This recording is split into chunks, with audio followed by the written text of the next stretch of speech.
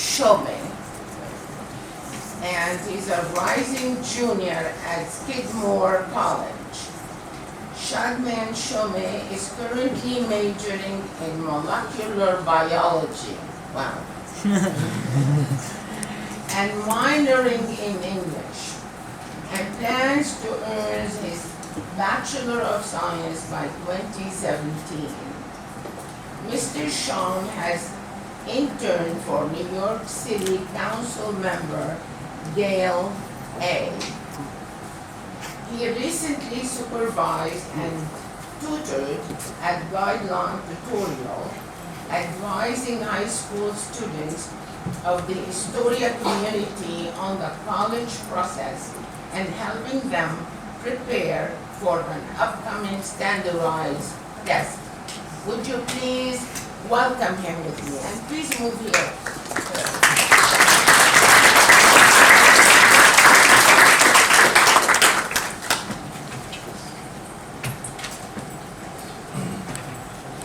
Thank you so much. That was quite a candid intro. First of all, I'm honored. All right, thank you. First of all, I'm honored. Can you guys hear me? Yes. We're good on that, right? Okay, cool. I'm honored to be here.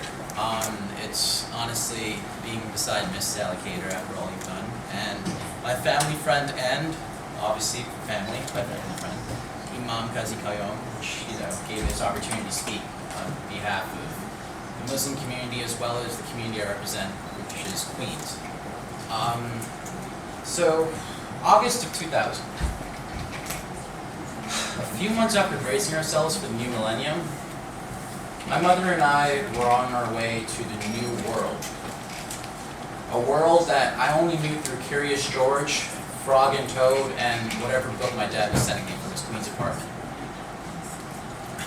Nonetheless, little did I know this new world had a lot of pigeons. This new world had vendors that smelled more like sweat than food. Trains that ran express under my feet. It was pretty amazing. But most importantly, I noticed this new world wasn't a vacation destination. How was I sure? If you see in a vacation, you're temporarily just living in a community that you don't understand. In Queens, New York, you try to be part of that community. And, I looked up the word community, and Webster defines it as a unified body of individuals. So, growing up in New York, after I looked up the word community, Webster defined it as a unified body of individuals. Think about that. A unified body of individuals. Now, whether these individuals are the sons and daughters of commandment, or the parents that follow a moral code of submission, it is wise to assume that in a community they are together.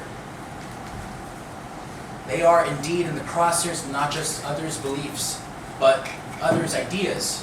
New world, new people, and newer ideas. And maybe the newest pair of shoes.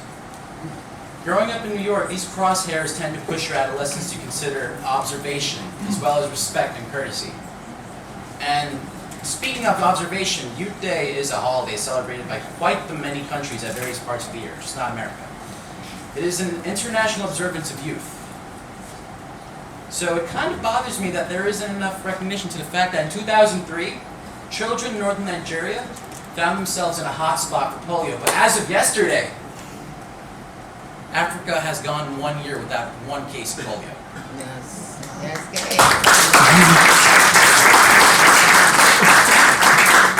A milestone that hopefully lasts for generations to come. And as a community, we can rejoice facts like this. That's why we're all gathered here today, to rejoice in peace. But, however, there are some facts relative to the conditions of international youth that are hard to discuss. It seems that these conditions tend to involve minors as young as 18-month-old Palestinian baby Allah Dawabshe, who burned to death after a firebomb was thrown into his family bedroom. In Duma, they found a half-empty milk feeder bottle in the remains. His father, 32-year-old Saad Dawabshe, died from his critical conditions shortly after. 3 years ago, on American soil, a 17-year-old Trayvon Martin, an African-American from Miami Gardens, was shot fatally after a trip to a convenience store for candy and juice. I'm not sure if the chilling factors about both these occurrences are the fact that are due to either how young these citizens were or the fact that these were so recent events. You know, as a community, however, we can't stick around long just to dispute over emotions. You know, empathy and logic are oftentimes unparalleled. However, observation and communication are the silver linings of being involved. Take the case of the various religious disputes happening around the world today. I grew up following an Abrahamic religion. This is a part of my community, and this is a part of my identity. Sorry, this is a part of my identity. But you know what else was a part of my identity? So it was also about having respect and courtesy for others. Enough so that I realized that there is indeed a common ground that followers of faith have, and it is that their identity is relative to their faith as well as their own ideas, which I feel like we forget so often. There are 929 chapters in the Old Testament. There are 700 verses in the Bhagavad Gita. There are 6,236 verses in the Holy Quran, and since turning 19, I've been blessed to live through 7,000 sunsets. Let me put that into scale for you. It is obvious that interpretation plays an imperfect role when there is an abundance of scripture. And as a member of my community, I am ashamed that oftentimes extremism paves the hollow ground of interpretation. That extremism could result in such diabolical situations in the world today.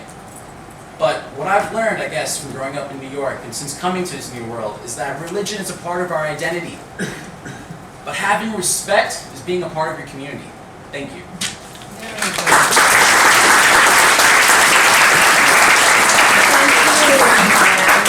Shadman, what does that mean? Shadman means to, in Arabic, it means to enjoy life's blessings. Very nice. I tried it. Thank you, thank you, thank you.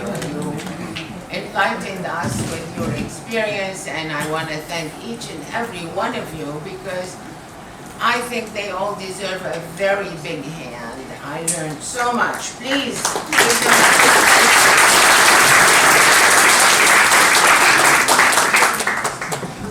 I would like to also acknowledge a few people who are amongst us.